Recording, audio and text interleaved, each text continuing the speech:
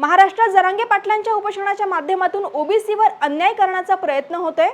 त्याचा निषेध करण्यासाठी ओबीसी आरक्षण बचाव उपोषण सुरू करण्यात आल्याची प्रतिक्रिया ओबीसी बहुजन पार्टीचे अध्यक्ष प्रकाश शेंडगे यांनी दिली आहे। ओबीसी समाजाच्या विविध मागण्यांसाठी जालन्यातल्या वडीगोद्री येथे लक्ष्मण हाके यांनी सुरू केलेल्या आमरण उपोषणाला शेंडगे यांनी भेट दिली। जर जरांगे उपोषण करू शकतात तर हम भी कुछ कम नहीं असं म्हणत आता प्रत्येक जिल्ह्यात ओबीसींचं उपोषण सुरू होईल अशी प्रतिक्रिया यावेळी शेंडगे यांनी दिली। जरांगे म्हणतात की ओबीसीला आम्ही धक्का लावलेला आहे, 80% मराठ्यांना ओबीसीमध्ये घुसवलेले आहेत असे जरांगे म्हणतायत। त्याचं स्पष्ट उत्तर सरकार द्यावं ना आम्हाला की ते जरांगे खरं बोलतात की खोटं बोलतायत हे सरकारने सांगायला पाहिजे ना आम्हाला। आम्ही जरांगेला जा विचारणार नाही, आम्ही सरकारला जा विचारतोय। त्यामुळे सरकारने ह्याचं उत्तर दिलं पाहिजे। आणि जर 80% घुसवले असेल तर ते बऱ्या बोलाने ते माघारी घ्यावे, ते जिया रद्द करावेत। जर नाही केलं तर उद्या आमची सत्ता आम्ही आणू आणि त्या सत्तेच्या माध्यमातून एक जिआर जो आहे तो आम्ही रद्द करू आणि कुठल्याही परिस्थितीत पुन्हा ओबीसीचं आरक्षण द्यायचं आम्ही पुनर्स्थापित करू। आम्ही या कोर्टामध्ये हायकोर्टमध्ये हा जो कुणबी मराठा कुणबी 2004 सालचा जो जिआर आहे तो जिआर आम्ही चॅलेंज केलेला आहे। 27 तारखेला सुनावणी आहे कोर्टामध्ये, दूध का दूध पाणी का होणार आहे। या सरकारला त्यांचं म्हणणं मांडण्यासाठी सत्ताधारी वेळ दिलेली आहे।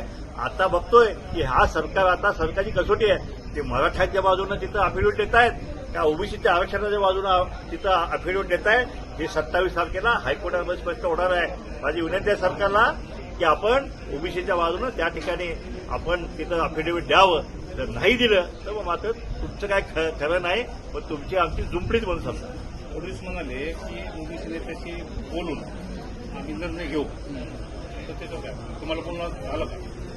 बघा असं आहे की फडणवीस साहेब म्हणाले की ओबीसी नेत्याशी आम्ही चर्चा करू। याच्यापूर्वी अनेक चर्चा झालेल्या आहेत। 29 सप्टेंबरला बैठक झालेली आहे, त्यामुळे आमच्या सगळ्या मागण्या मान्य केलेल्या आहेत। पण एकही मागणीची अंमलबजावणी जी आहे ती त्या ठिकाणी झालेली नाही।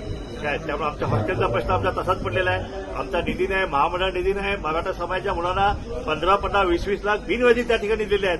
70,000 मराठा समाजाच्या विद्यार्थ्यांना त्यांनी बिनव्याजी कर्ज दिलेले आहे धंदा करण्यासाठी। मग आमच्या पोरांना का नाही? ती आवडतीची आहेत का आणि आमची काय सवतीची आहेत काय? त्यांना तुम्ही लोन देणार नाही? कुठे गेला निधी? हे अजितदादा त्या बैठकीत म्हणाले भटक्या मुक्तांसाठी निधी आम्ही कमी पुढे जाणार नाही। जर बजेटमध्ये निधी नाही दिला तर मी अजित पवार नाव सांगणार नाही। काय झालं ते बजेट बी संपलं, सगळं संपलं। काय कुठं 1 रुपयाचा छदाम सुद्धा तुम्ही आम्हाला दिला नाही। आम्ही किती सहन करायचं आहे?